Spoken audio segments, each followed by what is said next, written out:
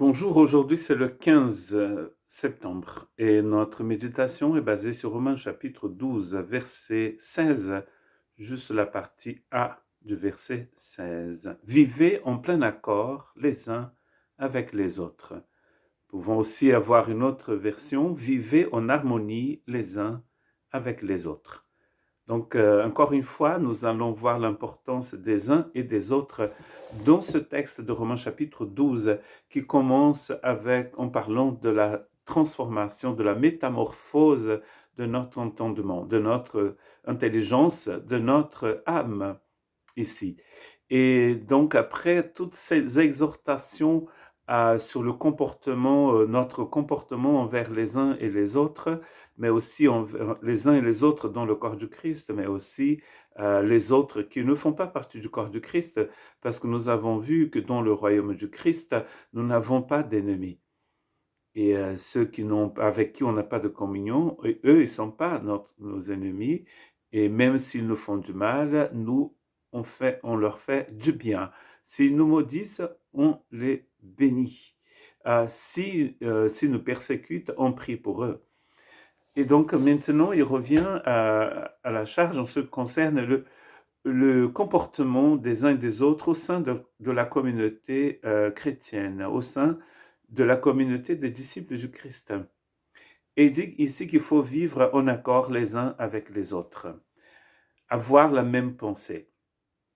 Et cela est possible car il nous a expliqué au verset 2 que nous ne devons pas nous conformer au monde actuel, mais être complètement métamorphosés par le renouvellement de notre intelligence. Et après, il va dire, afin que vous puissiez discerner quelle est la volonté de Dieu. Et donc, tout commence avec le renouvellement de notre intelligence par le Seigneur, par son Saint-Esprit. Et donc, du coup, cette exhortation, elle est possible. Je vous rappelle que dans les Écritures, Dieu ne nous demande jamais de faire quelque chose que nous serait impossible. D'abord, il nous donne la solution, il nous donne la force, il nous donne tout ce qu'il faut pour que nous puissions accomplir ce qu'il nous demande. Et ce qu'il nous demande, quand il nous demande quelque chose, c'est parce que c'est bien pour nous. Hein? C'est pour notre bien que ces exhortations sont là. Nous avons un texte presque identique de Paul aussi dans Philippiens chapitre 2. Hein, certains pensent qu'il y avait un petit différent entre deux personnes des églises de maison. Hein, c'était les églises de cette époque-là. Il n'y avait pas des temples, il n'y avait pas de bâtiments. Les gens se réunissaient chez les uns et chez les autres. Et donc là, il avait peut-être un différent entre deux responsables de ces églises de maison. Et il va donc écrire à ce chapitre 2 en disant au verset 2, « Rendez ma joie parfaite ». Je vous rappelle aussi que Philippiens, c'est la lettre qui parle beaucoup de la joie. En vivant en plein accord, ayez un même amour, un même cœur, une unité de pensée. Cela explique le verset 16 du chapitre 12 de Romains. Qu'est-ce qu'il veut dire par vivre en harmonie? Mais c'est d'avoir un même amour, d'être rempli du même agapé, mais de le mettre en pratique. Car nous recevons agapé par la puissance du Saint-Esprit, par un miracle de la grâce de Dieu. Mais ici, agapé, c'est quelque chose que je dois mettre en pratique dans ma vie de tous les jours, en ayant le même amour. Bien sûr, il s'agit ici de l'amour de Dieu. Car naturellement, nous n'avons pas le même amour. Mais là, nous avons reçu cet amour de Dieu et nous pouvons le mettre en pratique dans notre vie. Nous devons avoir une unité de cœur, il dit ici un même cœur. Et finalement, une même pensée. C'est bizarre de penser que Dieu puisse nous demander d'avoir la même pensée, quand nous sommes si différents.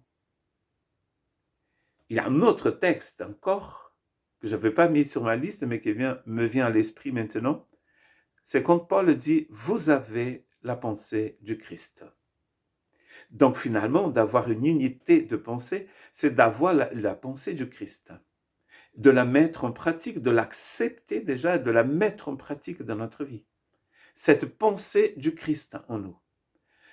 Donc le chrétien, selon tous ces textes, c'est quelqu'un qui est guidé par cette pensée du Christ. Quand je vis en fonction de la pensée du Christ, là, c'est possible d'avoir une unité de pensée avec les autres. Ça ne veut pas dire que nous serons toujours en accord, en accord, mais pas d'accord avec ce que l'autre dit, mais le respectant. Et ce qui nous dirige, ce n'est pas ma façon de penser, c'est la façon divine de penser. Et nous sommes de plus en plus, la croissance, à mon avis, spirituelle, mon humble avis ce matin, la croissance spirituelle, c'est quand je vis en harmonie avec la pensée du Christ. Plus ma pensée est proche de celle du Christ, plus je grandis dans ma foi et dans ma compréhension de l'Évangile, de ce que c'est que vraiment ce message de l'Évangile qui transforme la vie de quelqu'un. Regardez Paul.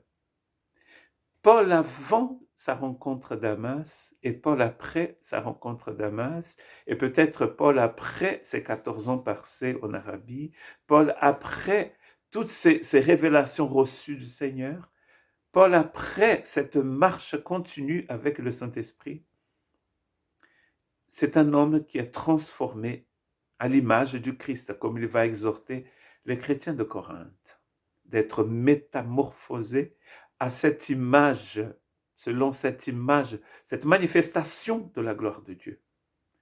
Donc cela transforme notre façon de réfléchir et de penser, notre intelligence spirituelle. Et du coup, je peux vivre en harmonie les uns avec l'autre.